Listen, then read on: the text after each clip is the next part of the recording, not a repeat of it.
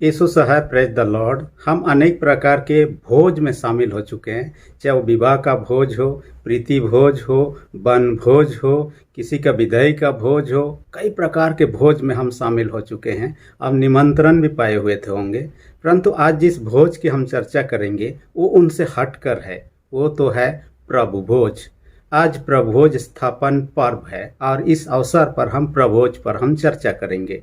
और कहा जाता है कि प्रभोज जो है, दूसरे जितने भी भोज में हम शामिल हुए हो चाहे ना हुए हो, इससे कोई फर्क नहीं पड़ता, परंतु आप और हम इस भोज से यदि वंचित हो जाते हैं, ये हमारे लिए सबसे बड़ा घाटी हो सकता है। इसलिए इसके बारे में जानना महत्वपूर्ण है। हालांकि कई भोज जो हम अब तक खा चुके हैं, हमारे मेमोरी में अब तक है, क्योंकि वह विशेष था, दूसरे भोज से हटकर था। मैं अपने जीवन में एक घटना के बारे में ख्याल करूंगा। जब मैं इंडोनेशिया में गया हुआ था कॉन्फ्रेंस में, और वहाँ जो 5 स्टार होटल में रहने का अवसर मिला, वहाँ जो ब्रेकफास्ट होता था नाश्ते के आकार में, एक ही अमाउंट होता था, जिस अमाउंट से आप 300, 400, 500 जितने प्रकार की वहाँ पर रखा हुआ भोजन है, जो मन चाहे जितना चाहे आप खा सकते हैं, और उसके लिए कोई अलग से नहीं है। इसलिए हम कह सकते हैं वो भोज के बारे में जो कि खाने पीने का है, मेरे लिए विशेष था, क्योंकि ऐसा अवसर मैं अपने जीवन में कभी पाया नहीं था। हालांकि ईश्वर के अनुग्रह से वो पा लिया था। परंतु एक बात है, प्रभोज उन सब से हटकर है। जो मैंने खाया उससे मेरे आत्मिक जीवन के लिए लाभ की बातें नहीं हैं, परंतु प्रभोज जो है ये हमारे आत्मिक जीवन के अलावा हमारे उस अनंत जीवन के लिए भी महत्वपूर्ण है। आइए हम इस भोज पर हम चर्चा करेंगे। प्रभोज के बारे में जब चर्चा कर रहे हैं, डॉक्टर मार्टिन लूथर कहता है कि 4 बातों को जानना जरूरी है, और इन 4 बातों के आधार पर ही हम आज चर्चा करेंगे। लूका रचित सुसमाचार 22 अध्याय उसका 14 से 20 पद में प्रभोज के स्थापना के बारे में, प्रभोज के खाने पीने के बारे में चर्चा हम पाते हैं। यहाँ पर यीशु मसीह अपने चेलों से जो बैतनिया में थे, यरूशलेम जाने वाले थे, पतरस और यूहन्ना से कहा था, आप जाइए और हमारे लिए भोज का आयोजन कीजिए, जो कि रात्रि भोज के रूप में, या जो भोज को ही आज हम लोग चर्चा करेंगे, प्रभु के द्वारा आयोजित किया गया भोज था। और प्रभोज के स्थापना दिवस इस कारण से आज का दिन से, यानी जिस रात को यीशु पकड़ाया गया, बीफे का शाम था, रात था जिस दिन पकड़ाया गया। ये डॉक्टर मार्टिन लूथर के अनुसार में ये प्रभोज पर हम चर्चा करेंगे। सबसे पहली बात जिन पर हम चर्चा करेंगे, प्रभोज का स्थापना किसने किया, यानी कि प्रभोज के स्थापक कौन थे। इसमें तो हम साफ साफ जान सकते हैं, प्रभु भोज ये 2 शब्द से है। प्रभु जो है यीशु मसीह का यही है, तो यीशु मसीह के द्वारा ठहराया हुआ, आयोजन किया हुआ भोज को ही प्रभु भोज, यानी कि प्रभु यीशु मसीह हम बोलते हैं पूर्ण रूप से उनका नाम को। इसका मतलब है प्रभु यीशु के द्वारा ठहराया हुआ जो भोज है, इसी को प्रभु का भोज कहा जाता है। और क्या हुआ था, जिस रात को यीशु पकड़ा गया उसी रात को ऐसा होता है। यानी कि हम जानते हैं कि यीशु मसीह जिस दिन क्रूसीकरण हुआ उसका पहले दिन रात को ही पकड़ाया गया, और इसके बारे में हम आज से कल तक हम चर्चा करते रहेंगे। और ये भोज जो है सबको निमंत्रण है ताकि उस भोज में शामिल हो सके। हम कह सकते हैं यीशु मसीह ने उस भोज को रात्रि के समय में अपने चेलों के साथ में यरूशलेम में, जहाँ पर उपराउठी कोठली माने ऊपरी मंजिल पर ये लोगों का खाने पीने का आयोजन किया गया, और ये घर पर जहाँ आयोजन किया गया, चेले लोगों के साथ उन्होंने खाए, और इसी के क्रम में उन्होंने प्रभोज की स्थापना किया। उन्होंने कहा, आपसे जब तक यीशु मसीह दोबारा नहीं आएंगे तब तक ये भोज करते रहना है। और इस प्रकार की बातों का हमने देखने पाते हैं। देखिए, हम मनुष्य जो थे, पाप के कारण से, किसके पाप, आदम हवा के पाप के कारण से ईश्वर से दूर चले गए थे। और ईश्वर से दूर चलने का एक उदाहरण यह है कि आदम हवा को बारी से निष्कासित कर गया। जैसे उन्होंने पाप किया, आज्ञा का उल्लंघन किया, ईश्वर का विरोध में काम किया, वही ईश्वर जो उनको बारी में रखा था उनको निकाल दिया। इसलिए प्रभोज को क्या कहता है, संगति का भोज है। कम्युनियन भी कहा जाता है, होली कम्युनियन यानी पवित्र संगति सहभागिता कहा जाता है। यानी कि जिस मनुष्य के द्वारा पाप होकर उनके अलग कर दिया गया था, बाइबल हमें बताती है रोमी 5:12 में, एक व्यक्ति ने पाप किया, पाप के कारण से जगत में मृत्यु आई और सारे संसार में फैल गया। यानी कि एक व्यक्ति ने पाप किया, आदम हवा ने, उसके बाद में सारे संसार में फैल चुका है और पाप के कारण सब ईश्वर से दूर हो जाते हैं। जैसे 59:2 में कहता है, हमारे ईश्वर के बीच में पाप दीवार बन जाता है, इसलिए हम ईश्वर से दूर हो जाते हैं। तो मनुष्य जो ईश्वर से दूर था, यीशु अपने संगाति में इस प्रभोज के माध्यम से बुलाता है और क्या कहता है, एक संगाति, एक सहभागिता में आ सके। क्योंकि हम प्रभोज जब खाते हैं, पवित्र संगति सहभागिता में प्रभु के साथ एक हो जाते हैं, इसी बात को कहता है। और हम पापियों को ये जरूरी है करना और इसमें शामिल होना, क्योंकि पुराना नियम हम देखने पाते हैं। पुराना नियम में क्या करते, कोई व्यक्ति पाप करता तो अपने लिए बलिदान लेकर आता, मेमने या तो पक्षी के रूप में, और किया जाता उसे बलि चढ़ाया जाता था। और बलि चढ़ाने के बाद में क्या किया जाता था, उस बलि पशु का जो भाग होता था उसका एक भाग को आग में जला दिया जाता था। जो भी याजक बलि चढ़ाता था वो एक भाग को क्या करता था, आग में जला देता, और एक भाग को याजक अपने पास रखता था, और तीसरा जो भाग होता था वो जो बलि चढ़ाने के लिए लाया हुआ पापी इंसान है उसी को दे दिया जाता था। और वह व्यक्ति क्या करता था, अपने प्रियजनों के साथ मिलकर उस मांस का टुकड़ा जो उनसे मिलता था पकाकर उनको खाते थे। इससे ये होता था, जो पशु बलि किया गया है उसका जो पाप क्षमा हो गया है, साथ ही क्या, ईश्वर का आशीष उस मांस पर आ गया, यानी ईश्वर उस मांस में सवार हो चुका है। इसलिए उस मांस को खाने के द्वारा ईश्वर को अपने में ग्रहण कर रहे हैं। हालांकि वो लोग मांस कर रहे हैं लेकिन अदृश्य रूप से ईश्वर को ग्रहण कर रहे हैं। प्रभोज में इसी प्रकार की कुछ सोच चिंता है। और हम जानते यीशु मसीह बलि चढ़ा, पुराना नियम के समान ही था, परंतु ये अलग था। पुराना नियम में पशु को बलि चढ़ाया जाता है, यीशु मसीह स्वयं अपने आप को ही एक मेमना या पशु के रूप में, जैसे कि यूहन्ना 1:29 में कहता है, देखो परमेश्वर का मेमना जगत का पाप उठा ले जाता है, वह क्रूस काट में बलि चढ़ जाता है। और उसी के देह और लोहू को खाने पीने के लिए प्रभोज में दिया जाता है। देखिए आजकल हम लोग पशु बलि बांध कर चुके हैं, क्योंकि यीशु मसीह स्वयं को बलि करके लोहू बहा चुका है, इसलिए और पशु बलि का कोई आवश्यकता नहीं है। कई जगह कई समय पर लोगों को ऐसा करता हम देख नहीं पाते, लेकिन बाइबल साफ साफ बताता है। इब्रानी 10:4 में कहता है, जानवरों का लोहू हमारे पापों को धो नहीं सकता है। पहला यूहन्ना 1:7 पर कहता है, यीशु का लहू हमारे पापों को धो डालता है। कई लोगों का सोच विचार अभी भी है, जानवरों का लहू पापों को धो डालता है। मैं जब मिनिस्ट्री में था, सेवकई में था, एक घटना घटी थी। और क्या हुआ था, एक व्यक्ति हल जोतने के लिए गया हुआ था, उसके धर्म पत्नी ने उसको खाने के लिए कुछ ले आया। जहाँ खेत में जोत रहा था वहीं पर जैसे ही वो धर्म पत्नी आई, बैलों को खड़ा कर दिया और खाना शुरू कर दिया। जैसे ही खा रहा था, वो दोनों बैल जो हल जोतने के पोजीशन में बंधे गए थे वे लोग खुल गए। इनको देखकर उनके पत्नी आती है और ये व्यक्ति जब खाना खा के ख़त्म करता है, दोनों बैलों को फिर से पकड़ने का कोशिश करता, उनको फिर से बांधने का कोशिश करता हल जोतने के लिए। इसी के क्रम में वो अकेले में नहीं सका, उसके पत्नी आकर उस हल को पकड़ ली। हल को पकड़ने के कारण से वहाँ जो गुजरते आने जाने लोग उन्होंने देखा, उन्होंने कहा कि एक स्त्री होकर हल को पकड़ना ये तो भारी पाप है, और इसी भारी पाप का तो आपको शुद्ध होना जरूरी है। बिना शुद्धिकरण के आप गांव में नहीं रह सकते। उन्होंने कहा कि हम तो ऐसा नहीं करते हैं, हम बलि नहीं चढ़ाते हैं, ना ही उन पर विश्वास करते हैं, इसलिए हम ऐसा नहीं। उन्होंने कहा गांव में रहना है तो आपको ये करना ही होगा। और उसके बाद में उनको कहा आपको चाहिए बकरा चाहिए, मुर्गा चाहिए, फिर पैसा चाहिए और क्या क्या फल मूल सब चाहिए। इनको लाने के बाद में पूजा धजा होगा, उसके बाद में उस बकरा का बलि किया जाएगा और उसका लहू से उनको शुद्ध किया जाएगा। और इस तरह से कई प्रकार के प्रोसेस से होकर गुजरना पड़ा। देखिए लोगों का आज भी कईयों का इस प्रकार का सोच विचार है कि पशु के लहू के द्वारा हमारे पाप क्षमा हो सकते हैं, लेकिन बाइबल साफ साफ इब्रानी 10:4 में माना करता है कि ऐसा संभव ही नहीं है। देखिए हम लोग इस कारण से पशु बलि की प्रथा को यीशु मसीह के बलि के बाद में वो समाप्त हो चुका यही मानते हैं। इसलिए यीशु मसीह ने जो प्रभोज की स्थापना किया वो अपने द्वारा किया। दूसरी विशेष बात, प्रभोज का स्वभाव।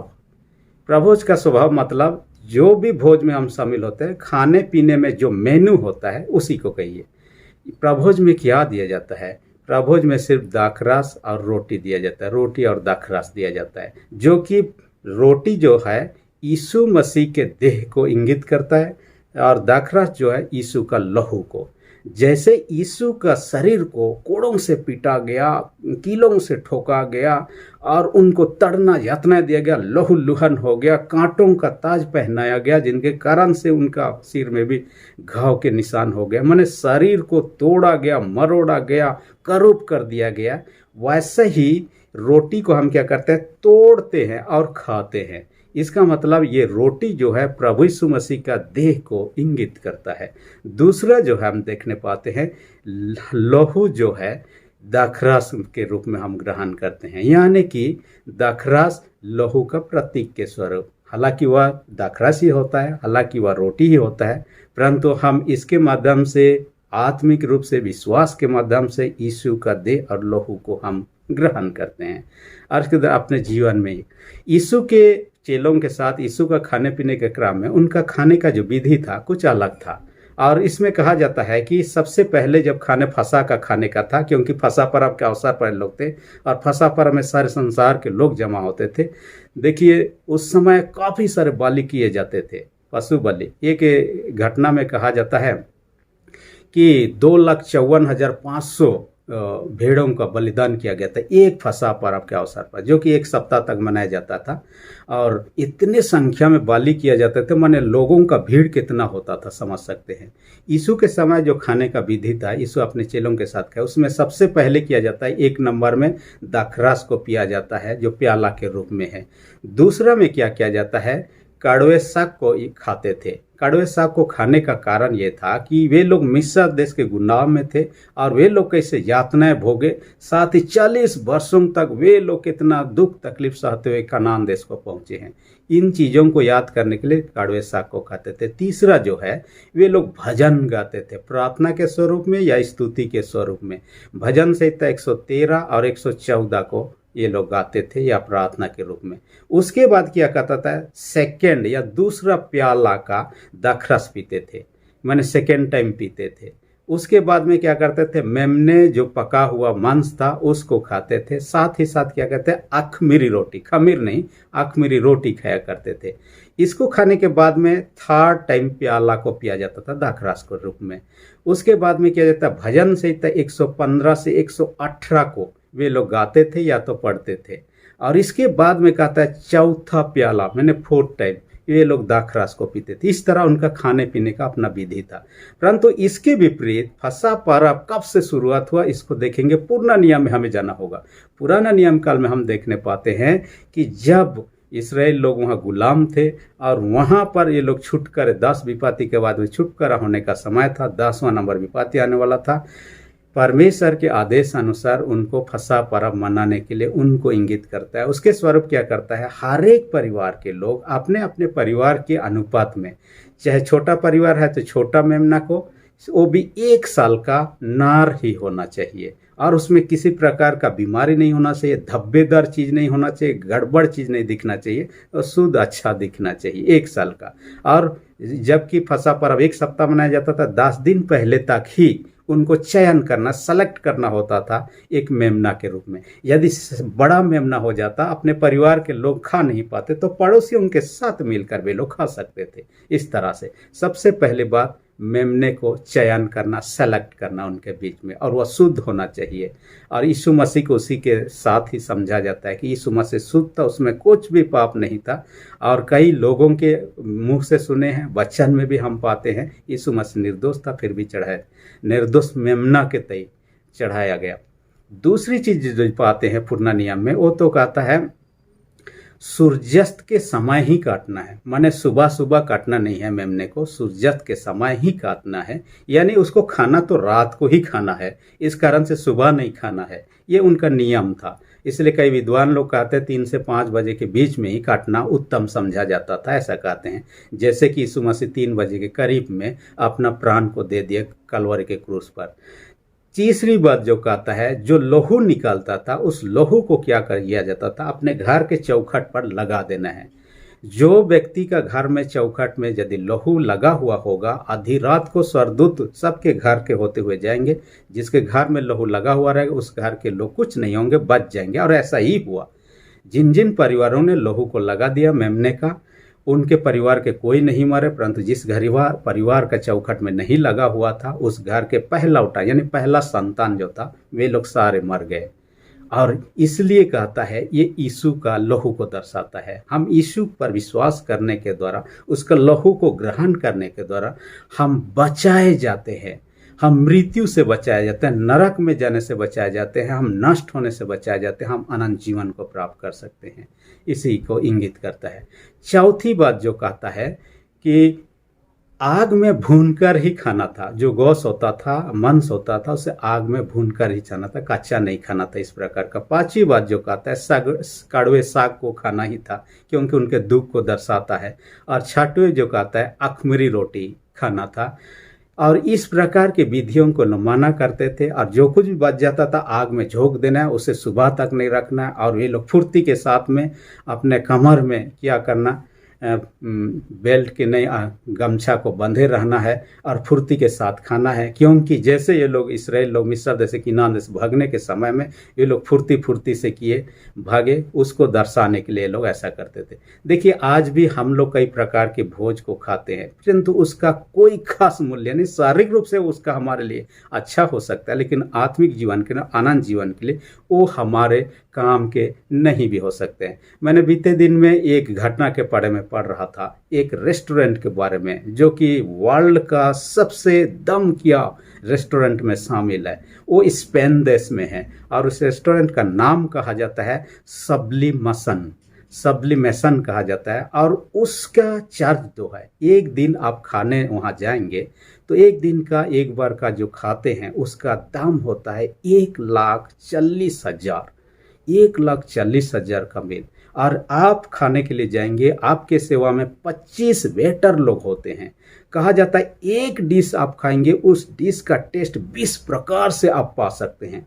और एक बार खाने के बाद में उसका जो खुशबू होता है, उसका जो ये होता है स्वाद जो होता है, कई घंटों तक आप में बना रहेगा। इतने नामी दामी वाला होटल, फिर भी ये हमारे आत्मिक जीवन के लिए काम का नहीं है। और जो प्रभोज कर सकता है, प्रभु का भोज जिसे हम खाते हैं, उसके तुलना में तो ये कुछ नहीं हम खा सकते हैं। इसलिए प्रभोज में शामिल होना अनिवार्य है। तीसरी विशेष बात, प्रभोज खाने से क्या लाभ होता है, इसका फायदा क्या है, बिना जाने हम इसमें शामिल होना। सबसे सरल और सटीक रूप से यदि एक शब्द में कहूँ तो ये हमारे पापों को क्षमा करता है। इसके द्वारा से क्या करते हैं, यीशु का लहू को हम ग्रहण करते हैं। और बाइबल पहला जो है ना 1:7 कहता है यीशु का लहू हमें सब पापों से शुद्ध करता है। दूसरा कोलोसी उसका 1:14 में हम पाते हैं यीशु के लहू के द्वारा हम उद्धार अर्थात पापों की क्षमा प्राप्त करते हैं, ऐसा कहता है। मैं नहीं कहता, बाइबल वचन कहता है। इसलिए हम साफ साफ कहें तो इससे ग्रहण करना जरूरी है। इसलिए यूहन्ना 6 में पाइएगा 53-54 में, जब तक कोई मनुष्य का पुत्र का मांस न खाए, उसका लहू न पियो, अनंत जीवन नहीं है कहता है। जो मेरा मांस खाता, मेरा लहू पीता, अनंत जीवन उसी का है। इसलिए सारे संसार के लोगों को आज बुलाहट है। ऐसा नहीं कि कोई विशेष कैटेगरी के लोग इसमें शामिल हो, संसार के सारे लोगों को बुलाता है। जैसे मत्ती 11:28 में कहता है, हे सब परिश्रम कर बोझ से दबे हुए लोग मेरे पास आओ, कहता है यीशु मसीह। इसे संसार के सारे लोगों के लिए। आदम हवा भी पाप किए थे, बारिश निकल, उनको भी निमंत्रण है। उसके बाद में जितने भी लोग पापी हुए उनको भी निमंत्रण है। देखिए जो प्रभोज की स्थापना हुआ उस समय खाली के लिए नहीं था, यीशु और चेलों के लिए। ये उस समय ओपन किया गया। जैसे किसी पार्टी में, शादी का पार्टी में हम जाते हैं, जब भी पार्टी शुरू होता है उसी समय कई लोग आकर भेंट घाट करते, खा लेते हैं और अपने घरों को लौट जाते हैं। 1 घंटा बाद, 2 घंटा, 4 घंटा बाद भी कई लोग आते हैं, फिर भी ये लोग शामिल होते हैं, खाते पीते जाते हैं। माने पहले आए चाहे बाद में आए, फिर भी ऐसे यीशु के समय में चेलों के साथ यीशु ने खाया। उसके बाद जितने लोग पीढ़ी दर पीढ़ी आए, वे लोग भी प्रभोज में शामिल होते गए। आप और हम भी निमंत्रित हैं, आप और हम भी शामिल होते हैं। हम भी एक दिन मर जाएंगे यहाँ से विदा, उसके बाद एक नए पीढ़ी आएंगे आने वाले वर्षों में, कई वर्षों के बाद में, तो वे लोग भी प्रभु के लिए भोज में शामिल होकर निमंत्रित। यानी कि अनएंडिंग प्रोसेस, माने इसका कोई खत्म नहीं है, ये हमेशा चलता रहे। जब तक यीशु दोबारा नहीं आते तब तक ये चलते रहना है, क्योंकि ये जो है यीशु का दूसरे आगमन के साथ और एक भोज होगा, जिसे मेमने का भोज, जिसे प्रकाशित वाक्य में कहा गया है। उस भोज में वही लोग शामिल हो सकते हैं जो लोग उद्धार पाए हुए होंगे, जो लोग प्रभु के द्वारा बचे गए लोग होंगे, जो लोग इस दुनिया में यीशु का देह और लहू को विश्वास के साथ, सच्चाई के साथ ग्रहण किया, जिनके पाप धोया गया, क्षमा किए गए, ये लोग। वहाँ पर सारे के लोग नहीं शामिल हो सकते हैं। इसलिए हम उस भोज में शामिल होना चाहते तो विश्वासता के साथ इसमें शामिल। देखिए बीते दिन में हमारे देश में, ना केवल हमारे देश, पूरे विश्व में क्या हुआ था, कोविड-19 आया था। जो भी कि इसका शुरुआत कहाँ से हुआ था, चाइना से। और चाइना से शुरू हुआ, लेकिन पूरे विश्व भर में तेजी के साथ फैलने लगा और सारे देश के लोग प्रयास करने लगे इससे बचने का उपाय साहब, ये वायरस को मरने का उपाय सब ढूंढने लगे। अपने अपने देश के अनुसार में वैक्सीन सब निकालना शुरू किया और कुछ हद तक बनाने में सफल रहे, और जिन वैक्सीनों को लोग लेते हुए हम देखने पाते हैं। यानी कि उसका एक तोड़ निकाला गया ताकि इस बीमारी से बचा जा सके। लेकिन पाप जो है, इससे बचने के लिए कोई वैक्सीन नहीं है, ना ही बना पाया है, ना ही आगे को बन पाएगा। सिर्फ यीशु का लहू से हम उस पाप से बच सकते हैं। यीशु का लहू हमारे सारे पापों को धो डालता है, इसलिए हम उससे बचना चाहते हैं। तो हमें क्या करना है, यीशु पर विश्वास करना है। यीशु आपके मेरे बदले मर गए। मैं एक व्यक्ति के बारे में पढ़ रहा था, चार्ल्स स्विंडोल नाम का व्यक्ति था। अपने किताब में उन्होंने एक घटना के बारे में वर्णन करते हैं। ये अफ्रीका देश का घटना है और वे वर्णन करते हैं, एक 8 साल की बच्ची थी जिसका नाम था मोनिका। अचानक से जाते जाते खेलते खेलते एक गड्ढा में गिर गई, और जहाँ पर गिरी थी वहाँ पर एक जहरीला सांप, माने अफ्रीका का सबसे ज़्यादा खतरनाक जहरीला सांप ब्लैक माम्बा था। और इनको देखने के बाद में बुजुर्ग महिला, उनका दादी जो थी, वो बहुत घबरा गई, मैं क्या करूं। उस बुजुर्ग लेडी का नाम था मामा नजेरी, और इन्होंने क्या किया, उस गड्ढे में छलांग लगा दिया। इससे पहले कि ब्लैक माम्बा आकर उस बच्ची को डांसे, ये बुजुर्ग महिला उनको बचाने का प्रयत्न करने लगे। जैसे बचाने का प्रयत्न करने लगे, उस ब्लैक माम्बा ने तेजी के साथ उन पर अटैक किया और कई बार किया और उनको काट दिया। इनको काटने के साथ ही साथ उन्होंने अपने उस छोटी बच्ची को बचाने का प्रयत्न तो किया, लेकिन उस सांप ने छोटी बच्ची को भी काटा और दोनों को तुरंत ही बचा लिया गया और उनको क्या किया, हॉस्पिटल ले लिया गया। लेकिन उस बुजुर्ग महिला में इतने जहर भरा हुआ था, कई बार नाचने के कारण से सबसे पहले उनको डांसा भी गया था। उनका हालत बिगड़ गया, थोड़े देर के बाद में उनका मृत्यु हो जाती है, लेकिन वो बच्ची बच जाती है। डॉक्टरों का कहना था कि इतने बार उस बुजुर्ग महिला पर उन्होंने जहर छोड़ा कि उनके जो ये में था, दांत में था, जहर का अंश नहीं के बराबर था। इसलिए जब बच्ची को काटा तो उसके बाद में उनमें जहर का ज़्यादा कुछ असर नहीं हुआ, इस कारण से वो बच गई। देखिए, उस दादी को, चाहे उस बुजुर्ग महिला को, बच्ची को बचाने के खातिर वहाँ छलांग लगाई और उसको उस ब्लैक माम्बा से बचाने में सक्षम रहे, अपना प्राण देकर। यीशु मसीह ऐसा ही किया। इस संसार के लोग पापी थे, नाश होने के योग्य थे। आपको मुझे बचाने की इस धरती पर मनुष्य रूप धारण करके आना पड़ा और अपना प्राण को कलवरी के क्रूस पर दे दिया। हमें सजा होना चाहिए, हमें दुख होना चाहिए, हमें नरक में जाना चाहिए। इसके बदले में वह स्वयं क्रूस काट में चढ़ दी और अपने आप को बलि चढ़ा दी ताकि हम बच जाएं। हमें सिर्फ उस पर विश्वास करना है, उसके देह और लहू को विश्वास के साथ ग्रहण करना है। चौथी विशेष बात जो कहता है, खानेहारों की योग्यता। कौन तब इसके योग्य हो सकते हैं उसमें शामिल होने के लिए। देखिए, कोई भी भोज में हम जाते हैं, बिना निमंत्रण का हम जाते हैं, हो सकता है हमें भगा दिया जाएगा, क्योंकि वहाँ सीमित लोगों के लिए बनता है और सीमित ही ये पकवान पकता है। तो इस कारण से हम यदि बिना बुलाए जगह पर हम जाते हैं तो वहाँ से हम भगाए भी जा सकते हैं। लेकिन यहाँ पर है, सारे संसार के लोगों को बुलाहट है प्रभोज में शामिल हो, लेकिन फिर भी सब कोई शामिल नहीं हो सकते। जो लोग विश्वास ही नहीं करते कि यीशु का लहू हमारे पापों को धो डालता है, वे लोग शामिल नहीं होना चाहिए।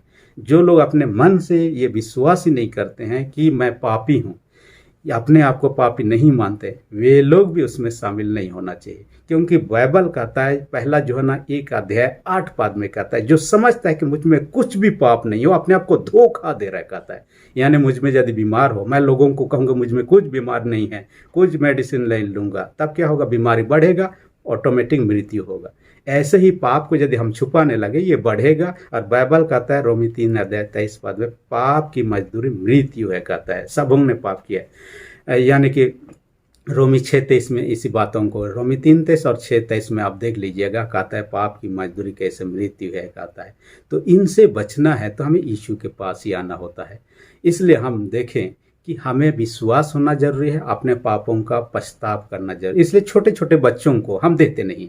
कई बार प्रभोज के समय आप देखिएगा, छोटे छोटे बच्चों को भी प्रभोज लेने के लिए आते हुए, यानी कि उसके माँ के साथ में गोदी में हुए, चाहे चलते चलते किसी तरह पहुंच गया हो, क्योंकि बच्चों को नहीं दिया जाता, देखने लगता मेरे को क्यों नहीं दिया जा रहा है। कई बार बच्चों को मैं देखता हूँ गुस्से नज़र से भी देखते हुए, मेरे को क्यों नहीं दिया जा रहा है। कई बार नाराज होते हुए मैंने देखा है छोटे बच्चों को। इसलिए नहीं देते हैं कि वो अपने को जान नहीं सकते हैं, और विश्वास के बारे में उतना उनका परिपक्वता दिमाग नहीं है, अपने पापों का अंगीकार करने की क्षमता नहीं है। एक समय आएगा उनको भी दिया जाएगा, परंतु अभी नहीं। इसलिए हम दो तरह से तैयारी करते हैं, बाहरी और भीतरी। बाहरी रूप से क्या करते हैं? हम स्नान करते हैं, अच्छे साफ सफा कपड़ा सब पहनते हैं। आंतरिक रूप से क्या करते हैं? हम विश्वास करते हैं और पछताव करते हैं अपने पापों के लिए, और उसमें भागी होते हैं। और ये जरूरी है, इसके बिना हम बिना पछताव के पापों की क्षमा नहीं है। पहला यूहन्ना 1:9 में कहता है, यदि हम अपने पापों को मान ले तो हमारे पापों को क्षमा करने के लिए धर्मी और विश्वास योग्य है। इसलिए हमें पछताव की आवश्यकता है। मैं बीते दिन में एक व्यक्ति के बारे में पढ़ रहा था, एक व्यक्ति जिन्होंने यीशु का चेलों के साथ में टेबल पर बैठे हुए आखिरी बार खाता पीता था, जिसको आज हम चर्चा कर रहे हैं, यानी कि फसह का भोज खा रहा था यरूशलेम में। उसी को उन्होंने बनाया। जिस बनाने वाला चित्र का उसका नाम था लियोनार्डो दा विंसी। उन्होंने सब यीशु को, बाकी चेलों को बनाया, लेकिन जैसे ही बनाने वाला था यहूदा इस्करियोती का, उसके दोस्त के साथ में झगड़ा हो गया। झगड़ा होने के कारण से उनका मन में ईर्षा डह भर गया, कैसे कैसे होने लगा। जैसे ही बनाने लगता यहूदा इस्करियोती को, वो बहुत ही माइंडली डिस्टर्ब हो जाता। वो देखता कि अपने आप को यहूदा के जगह पर देखने लगता कि मैं ही वो तो नहीं हूँ, इस प्रकार का। बाद में क्या किया, अपने दोस्त के साथ कई दिन तक चित्र नहीं बना पाया, अपने दोस्त के पास गया, सॉरी मैं आपके साथ में झगड़ा किया, मनमुटाव हो गया, उसके लिए मैं गलती के लिए माफ़ी चाहता हूँ। ये लोग मेल मिलाप हो जाते हैं, दोस्ती यारी फिर से हो जाती है। उसके बाद वो यहूदा इस्करियोती चित्र को बनाता है। इसलिए आज भी उस चित्र को लोग फेमस मानते हैं। आज भी जब उसी का कॉपी के रूप में हम देखने पाते हैं, कहिए कि लोग फोटोशॉप में आप हम देख सकते हैं। इसलिए आज आपको भी आवश्यकता है, मुझे भी आवश्यकता है कि यदि हमारे मन में इस प्रकार की भावनाएं हैं, पाप की भावनाएं, आज ही यीशु के सामने मान लें अपने पापों को, उस पर विश्वास करें, और उस निमंत्रण जो यीशु मसीह अपने भोज में शामिल होने के लिए आपको मुझे दिया है। अपने करीबी लोगों का इन्विटेशन को हम एक्सेप्ट नहीं करते, उनको दुख लगता है। यीशु का इन्विटेशन को यदि हम एक्सेप्ट ना करें, ग्रहण ना करें, उनको कैसा लगेगा। इसलिए हम तुच्छ ना करें, उसको ना नकारें, परंतु सहृदय उसके संगति में आए, उस भोज में शामिल होकर प्रभु के अनुग्रह को ग्रहण करें जो हर एक को देना चाहता है। परमेश्वर वचन का अधिक से आशीष दे, आमीन। हम प्रार्थना, सेनाओं के जीत पिता, इस वचन के द्वारा हमसे बातें के लिए धन्यवाद देते हैं। हर एक सुनने वाले छोटे बड़े सबों को अपने स्वर्गीय आशीष से भर दे। हर एक जो बीमार है, यीशु के सामर्थ्य लहू से उनको चंगाई दे। हर एक जिनका विश्वास कमजोर, इनके विश्वास को आप दृढ़ मजबूत और पिता परमेश्वर बढ़ा। प्रार्थना यीशु के नाम से मांगते हैं, आमीन। यदि अब तक आपने मेरे चैनल को सब्सक्राइब नहीं किया, इसी घड़ी नीचे जो रेड बटन से प्रेस करके सब्सक्राइब कर दीजिए, और जो बेल आइकन निकलेगा उसे प्रेस करके ऑल पर सेट कर दीजिए, ताकि आने वाले वीडियोस का नोटिफिकेशन आपको समय पर मिल सके। धन्यवाद।